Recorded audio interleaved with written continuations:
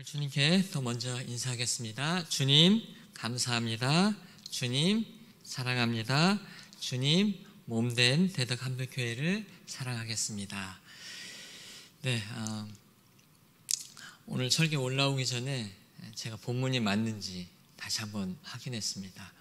어제 너무 스트레스를 받았는지 잠깐 너무 고뇌서 잠을 좀 청했는데 순간 여보 나 새벽기도를 못 나오는 악몽을 꿔가지고 굉장히 힘든 하루였습니다.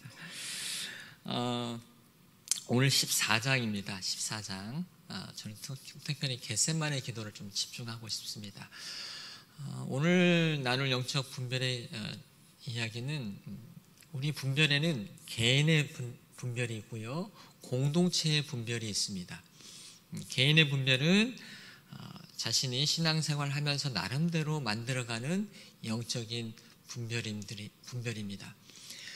반대로 공동체 분별은 내가 속해 있는 공동체 안에서 만들어진 분별입니다.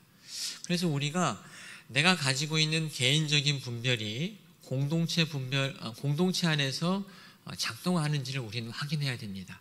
왜냐하면 내가 만약 건강하지 않고 영적이지 않는 공동체에 들어가 있다면 그 공동체의 어떤 기준과 분별이 그대로 행동할 수가 있기 때문에 그렇습니다. 예를 들어서 내가 신앙적으로 아이를 교육하겠다라는 어떤 영적인 분별과 어떤 기준이 있는데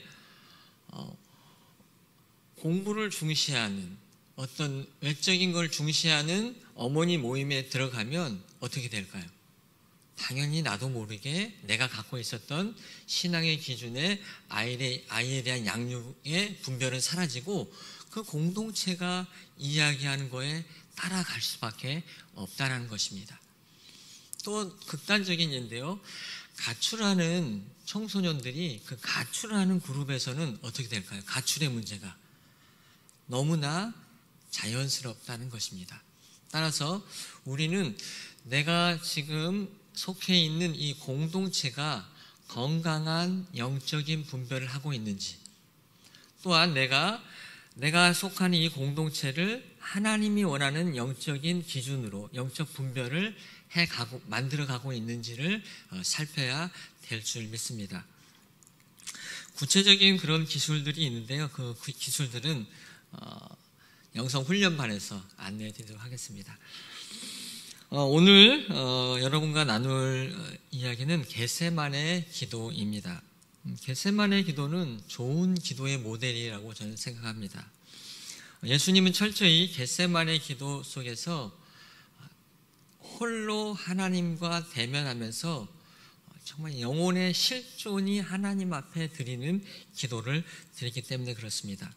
이 기도에는 유혹에 빠지지 않게 기도해달라고 했고, 또한 하나님의 뜻을 구하는 기도를 했습니다. 32절, 그들이 겟세마네 하는 곳에 이르매 예수께서 제자들에게 이르시되 내가 기도할 동안에 너희는 여기에 앉아 있으라 하시고, 34절, 말씀하시되 내 마음이 심히 고민하여 죽게 되었으니 너희는 여기 머물러 깨어 있으라 하시고, 한번 36절 읽어보겠습니다. 36절 시작.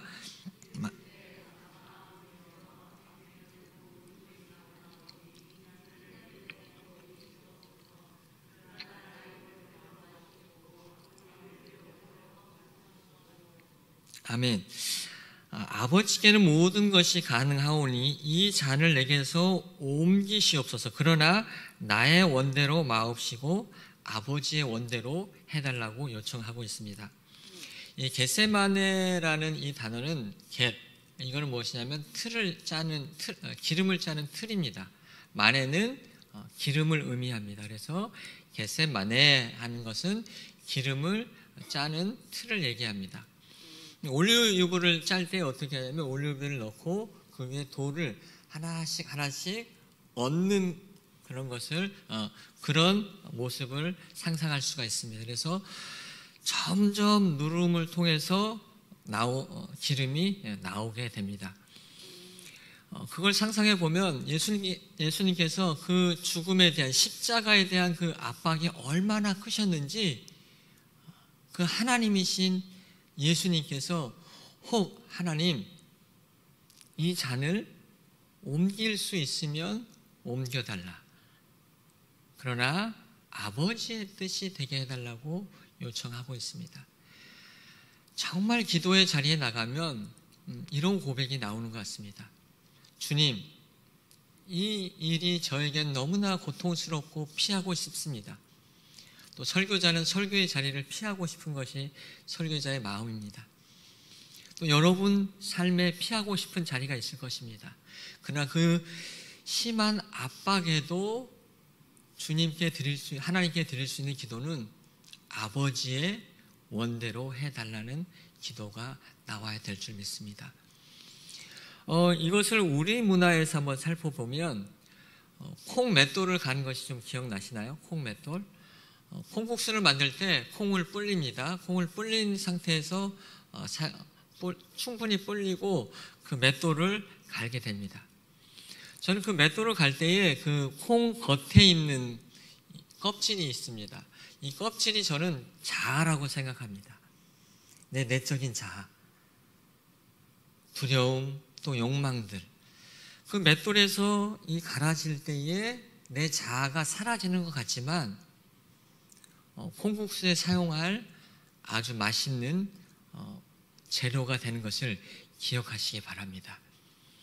우리 신앙생활 가운데 주님께서는 우리 자아를 아주 없애는 그런 작업들이 있습니다.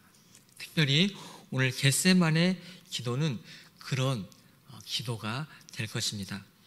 육체적 욕망과 바램은 두려움과 근심을 만들어냅니다. 그러나 진정한 기도 안에서는 이런 두려움과 근심이 사라지고 내 영혼이 하나님과 연결되어집니다.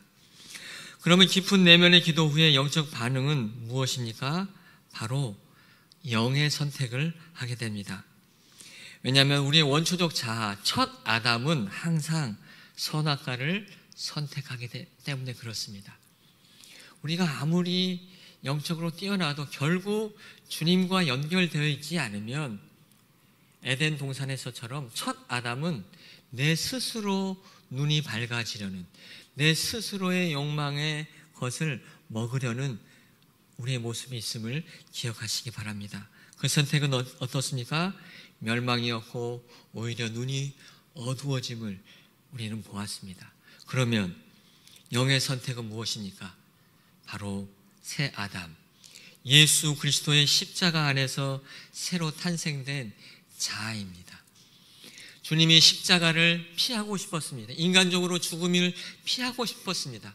그러나 겟세마네라는 내 자아를 철저히 누르고 눌렀을 때에 나오는 진짜 그 고백, 아버지의 뜻이 이루어달라는, 맷돌에서 내 모든 것이 갈아 없어지는 것 같지만 진짜 내 자아의 참 모습이 일어날 때에 우리는 다른 사람들에게 좋은 사랑의 모습이 될 줄 믿습니다. 따라서 우리는 그리스도 안에 새 아담, 내 자아가 철저히 죽고 하나님의 뜻에 온전히 순종하는 우리 자아를 만나야 될 줄 믿습니다. 그리고 우리는 깨어 있어야 합니다. 영은 궁극적인 하나님의 뜻을 선택함으로 값진 은혜로 진입할 수 있습니다. 왜 우리가 값진 은혜를 받아야 합니까? 우리 기독교를 값싼 은혜의 종교라는 오명을 안고 있습니다. 보네포는 우리에게 값진 은혜를 이야기했습니다. 값진 은혜는 무엇입니까? 제자로서, 성도로서 오해와 외로움과 믿음이 약해질 때, 염려가 있을 때, 걱정이 있을 때도 이겨낼 힘을 주기 때문에 그렇습니다. 그러나 반대로 값싼 은혜는 바리새인처럼 관념적이며 교리적이며 이론적 동의에 기초하기에 그 순간에만 안정이 되는 영적 안정제와 같습니다. 그러기에 섬김의 대상이 결국 자신의 유익을 추구하기에 자신에게 조그만 유익이 사라질 때, 위협을 받을 때 제자의 길을 포기하게 됩니다. 보네포가 이야기한 제자도는 토요일 마지막 마가복음에 이야기한 제자의 여정과 한번 결합해서 다시 이야기를 나누겠습니다. 말씀을 마치겠습니다. 우리는 영적인 사람이 되어야 합니다. 언제 영적인 사람이 될 수 있습니까? 겟셋만의 기도의 자리, 철저히 내 자신이 눌려 하나님의 뜻을 발견할 때 우리는 영적인 사람이 될 수가 있습니다. 여러분의 기도의 자리가 그렇기 때문에 어렵습니다. 그렇기 때문에 지키기가 어렵습니다. 그 자리가 너무나 고통스럽기 때문에, 왜냐하면 내 자신의 유익과 내 자신의 욕망을 내려놓는 자리가 되기 때문에 그렇습니다. 그러게 우리는 영성을 키워서 육체를 제어하는 영의 힘을 키워야 될 줄 믿습니다. 이것을 위해 예수님은 제자들에게 깨어 있으라 요청하고 있습니다. 영을 날마다 깨우지 않으면 육체가 나를 지배하여 제자의 삶을 살 수가 없습니다. 우리는 사순절 말씀 임재 프로젝트를 통해 하나님 말씀을 매 순간 듣고 있습니다. 우리의 내면에 깊이 들어가기 바랍니다. 어떤 설교자의 가공된 말씀을 넘어서 정말 하나님의 말씀을 온전히 들음을 통해 이 사순절 기간 동안에 특별 새벽 기도를 통해서 더 큰 하나님의 은혜가 임하시기를 주님의 이름으로 축원드립니다. 기도하겠습니다. 하나님, 은혜를 감사합니다. 우리의 내면은 여전히 옛 아담처럼 스스로 무언가를 하려고 합니다. 그러나 오늘 예수님의 겟셋만의 기도를 보면서 다시금 우리가 기도의 자리에서 나의 뜻을 내려놓아야 함을 들었습니다. 주님, 우리의 기도의 자리가, 우리의 삶의 자리가 하나님의 뜻이 이루어지는 자리 되게 하여 주시옵소서. 주님, 이 자리, 기도의 자리가 너무나 무겁고 힘듭니다. 성령님, 날마다 가까이 오셔서 붙잡아 주시고 이 기도의 자리를 넉넉히 지키게 하여 주시옵소서. 이 모든 말씀을 예수님의 이름으로 기도하옵나이다. 아멘.